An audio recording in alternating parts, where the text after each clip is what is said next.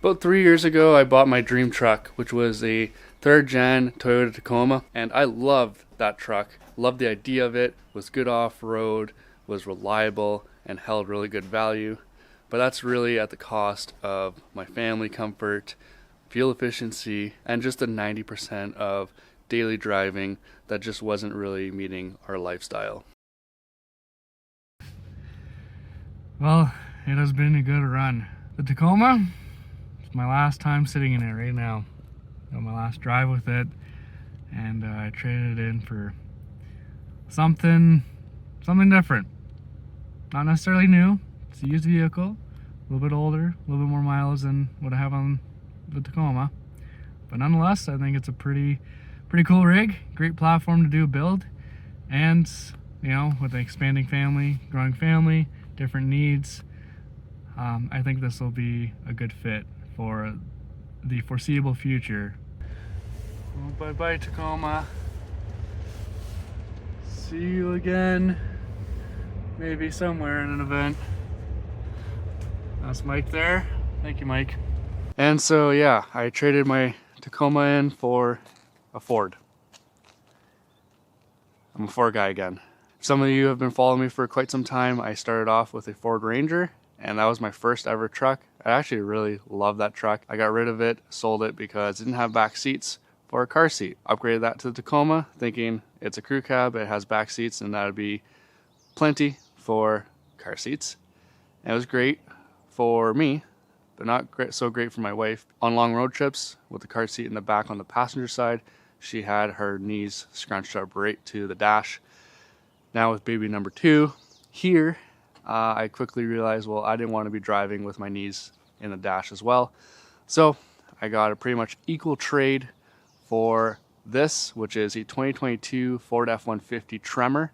It is used, but new to me. I essentially traded a slightly newer, less mile Tacoma for a slightly older, larger F-150. They haven't really changed too much in the F-150 over the last couple of years, but I must say I've had this truck for over 4 months now, and I've really been loving it. I really love it. It's got all the power, it's got all the towing, it's fuel efficient in comparison to the Tacoma. I get much more range and better fuel mileage, and there's just so much more room. Super happy with the upgrade, but it is stock, so I need to make a few modifications, obviously. And I couldn't leave the off-road ability, so I made sure to get the Tremor, which comes stock with a bunch of off-road goodies. It is a 3.5 liter V6 twin turbo, mated to a 10-speed automatic transmission. The powerhouse is really great. I find it's got a lot of power, got a lot of oomph and a lot of torque, and generally speaking, the 3.5 liter is pretty tried and true today with all the upgrades and updates that they've made over the years. The 10-speed transmission, however, this is a 2022 and was suspect to the CDF drum failure. So shortly after picking it up, I noticed a few symptoms, so I decided to go get it diagnosed at Ford, and it came back that yes, the CDF drum was failing, and under warranty I got a complete new transmission. So new to me truck, within even the first month of owning it, I was already replacing the transmission.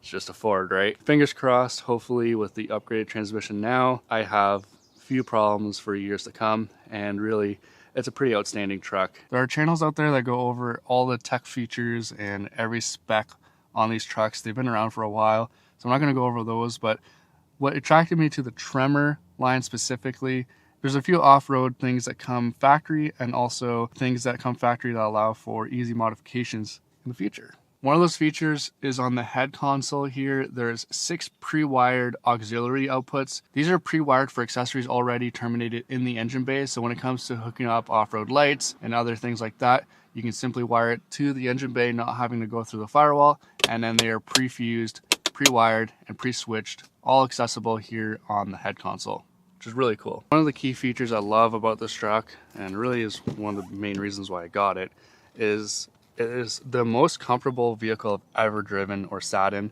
and that goes to say with the back seats as well. There's so much room back here. This is the crew cab for the kids, for the dog, family life, on long road trips, this is the go-to for sure. But also there was enough room to keep the adults in the front comfortable. That said, there's a ton of real estate back here, ton of room. It's an absolute dance hall. And that brings me to today's video sponsor. Today's video is sponsored by 3W Auto Life. They are premier manufacturers of floor mats. The Tremor comes with just carpets, which is wild, especially for a vehicle that's kind of designed to be rugged and go off-road and stuff like that. So, you know, you're going to be tracking mud in here, but also with the kids, the back seats, you know, even after the 4 months of owning the truck, was just absolutely filthy. The driver floor, my carpets were already getting fully stained with salt. So these mats are 100% odorless, TPE using advanced injection molding. What does all that mean? It means the material is a premium, eco-friendly, latex-free, and PVC-free compound. The manufacturing they use is precision injection molding, ensures uniform thickness. They're engineered to withstand the most extreme environments from 4 degrees to 167 degrees Fahrenheit without cracking, curling, or emitting any foul odors. Now, if you have 167 degrees inside your vehicle, you have bigger problems than your floor mats,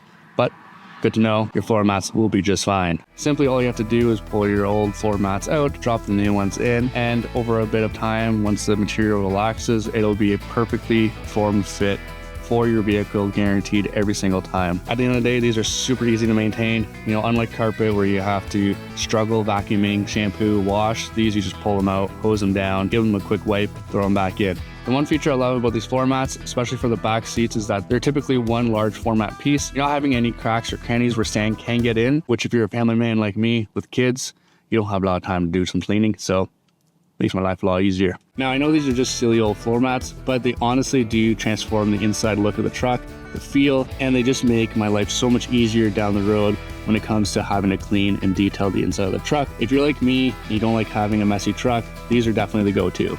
Thank you 3W for supporting the channel and the video.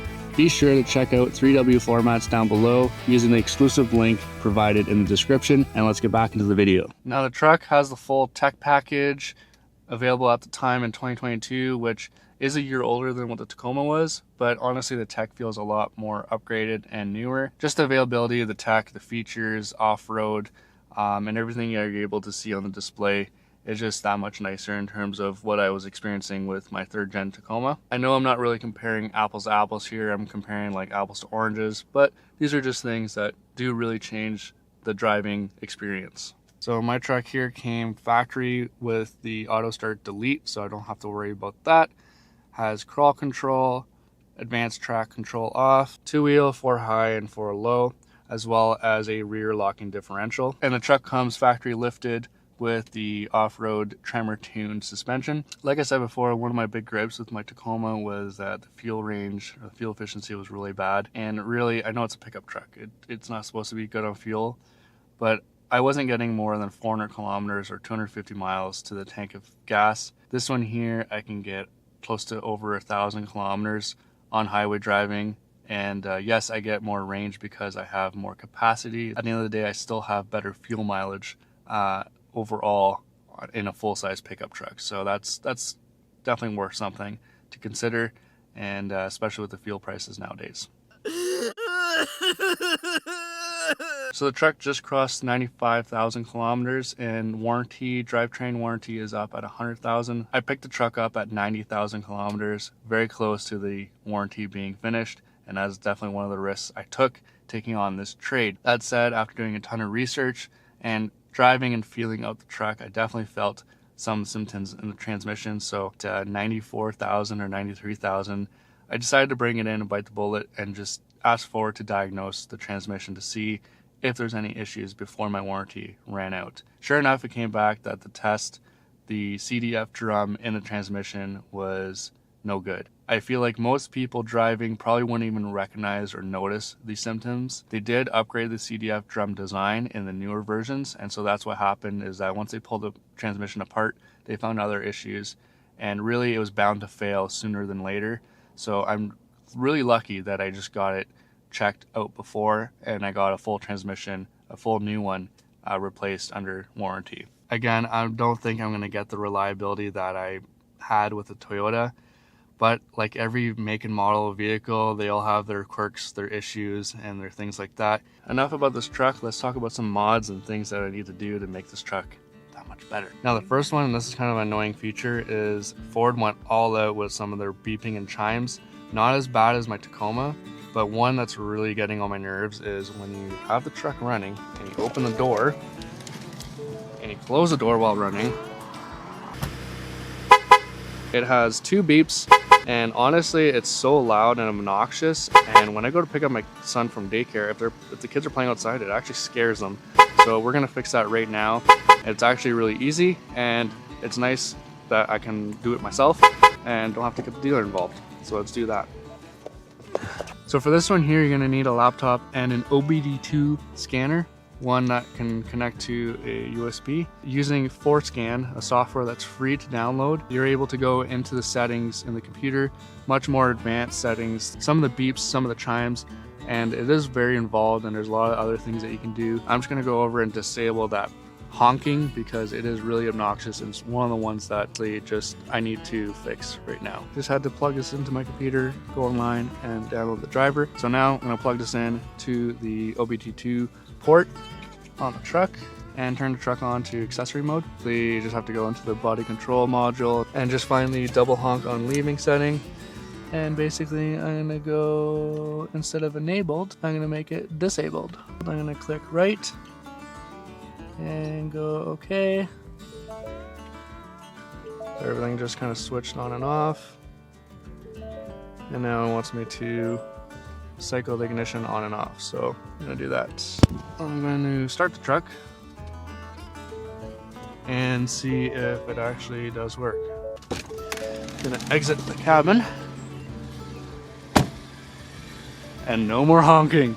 Oh my God. I don't know how I went that long without doing this. This is crazy. That honking was driving us insane. So super happy that that's gone now. All right, so that's done. Let's move on to the next one. So this truck is the 5.6 box, the short bed.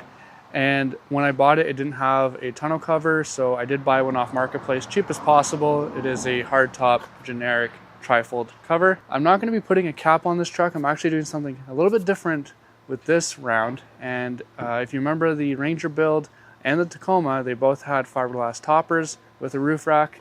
This one here, I'm deciding to go with a bed rack, and that's where I'm really excited to showcase this product, which is Billie Bars.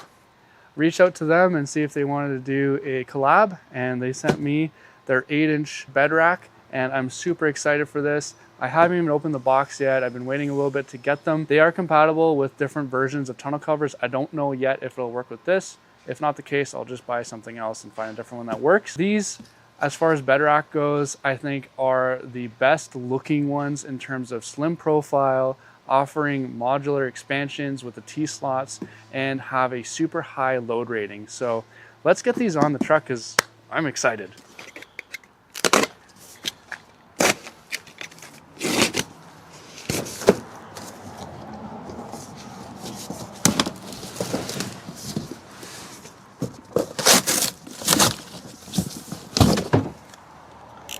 Oh yeah.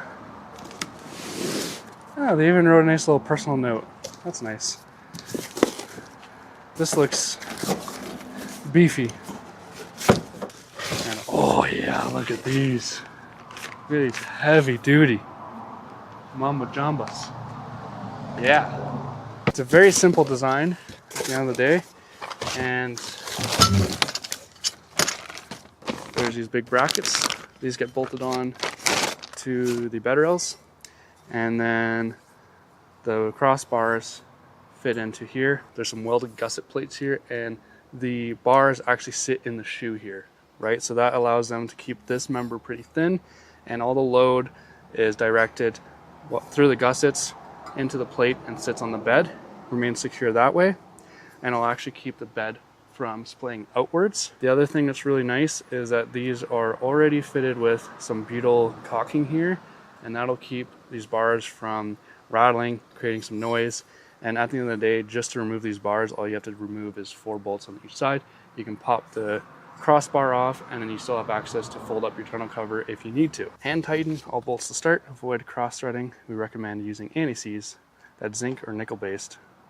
We've included a small packet for your initial use. That's very nice.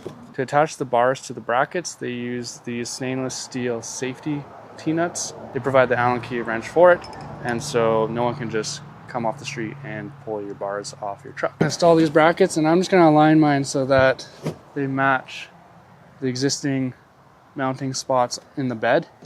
And you want to make sure that these mounting plates here, the long leg of the U shape here, is facing down. These are a nylon locking nut, so no need for a locking washer.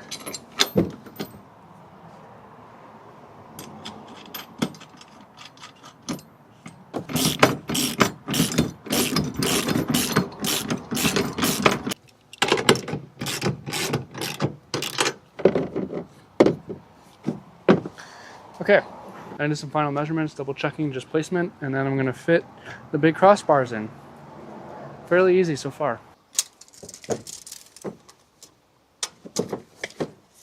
Wicked. There. And there. Hell yeah. These are pretty awesome, how easy they fit in, and everything just lines up, and I can tell it's super high quality. Like, the holes lined up absolutely perfectly. Everything went in flawlessly. I just gotta put these bolts in with some anti-seize and we're done. Literally took less than a half hour. Originally, when I seen this design, I instantly thought, okay, I can DIY this.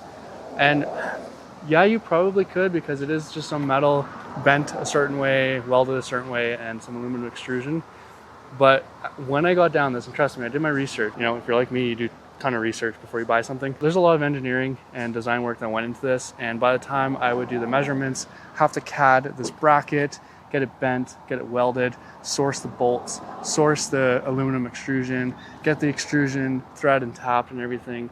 Like, it just wouldn't have been worth my time in the end. Like, I could have probably built it cheaper, but definitely wouldn't have been this quality, this caliber, this tier. And I'm so thankful that Billie Bars came through with this. This is really cool, and I'm going to be putting a rooftop tent on this, so it's going to be sweet. So what I'm going to do here is I'm just going to put a little dab of anti-seize on these bolts. We do have steel. These are stainless steel bolts interacting with aluminum, and they will, you know, have chemical reactions against one another. So just having that little bit of anti-seize keeps stuff from getting seized, and when you need to remove these bolts in and out, it's really easy to do so. The nice thing about this design is that the load or the weight isn't sitting on these bolts, right? So you're not relying on these bolts to transfer the weight through the bracket down to the truck. It's actually sitting on this gusset. So these bolts don't need to be super tight. They honestly just need to be tight enough. So these are going to get a washer and a lock washer. And we'll simply go in like so. And I keep these loosey-goosey until I get all of them on. You're not going to want to tighten these too much, and the reason being is that aluminum's a lot softer than steel, and so these bolts, if you tighten them down too much, will actually pull the threads right out of the metal. So for now, just making sure it's nice and snug, and I'll do the rest. All right, well, so that is the Billie Bars installed. Must say, first impressions, really impressed. I will be doing a dedicated review video on these after I've had them for a couple months, get really using them, and see, you know, my life preference of having these versus a traditional rack system or a truck cap. All right, so that's the Billie Bars low profile bed rack installed on the Tremor. Yes, at the end of the day, they are compatible with a big variety of tonneau covers. This is the backflip trifold hard top tonneau cover, and it didn't really do a good job in the first place of keeping water out of the box. I'm more concerned about keeping stuff in the box secured, and so now that's what I have. There are some gaps, obviously, because the bars have a thickness, but I did see online that people put basically like a big thick foam gasket tape, and that kind of covers that. For whatever reason, I don't want to use a trailer to haul something. I can just simply, with the removal of 4 bolts, take the bars off and flip the cover up, and then still have access to the box of my truck. This is the 8-inch profile. They also have a 5-inch, and each one is customized for every make and model to fit your truck exactly as how you need it. The other cool feature with these is that they have mounting holes here, so you can buy their mole panels, and that gives you a full bedside rail system to mount accessories, your fuel tanks, your max tracks or other accessories like that. Also, these tracks are T-slot systems, so slide your bolts in and get seamless attachments for bike racks, kayak, canoe, your rooftop tent, overlanding kits. Always want to be throwing stuff on your truck. You want them secure, so these are the ticket. They leave a little personalized note when you place an order, and they provided everything to do the install. It went up with no hiccups. So I have no hesitation that this is going to last a long time and will be able to secure my load and keep it safe while I'm on the trails. Another thing I added to the F-150, and I just carried it over from the Tacoma, is a dash cam. I have the Garmin 2 mini dash cam, and it's been excellent. All I needed to do in order to transfer it over is buy the Dongar adapter. You can buy it on Amazon, and you simply have to plug and play, and it lets you install a dash cam in a matter of minutes. Okay, now last piece of the puzzle for this phase at least, rooftop tent. So I've installed my rooftop tent on the truck. It's looking great on the bed rack. Took 2 guys to get this on there. Thanks to my buddy Ryan for helping me out. And with the 8-inch riser bars, it's perfect in terms of low profile. The rooftop tent is still below the cab, which I like, so I'm not creating a bunch of wind drag. Now I kind of have that extra layer of roof rack ability to put things up high and span above like a canoe. There it is, the rooftop tent on the truck. It's looking fantastic. It looks super natural, and it's meant to be. And now it's living on the truck for the time being until I sort things out with the trailer and finish that project. But, being able to haul the kids out and just, go for an overnighter with my son, this will be perfect. Really happy with that. That's looking awesome with the rooftop tent on there. I'd like to give a huge shout out for some of the sponsors, Amber Adventure, Billie Bars, and 3W floor mats. I'll leave a link down below. I don't usually recommend products that I don't get to try out myself, and so everything here is things that I do use every single day. I'd say this is complete for phase 1. Thanks for watching, stay tuned, and on to the next one.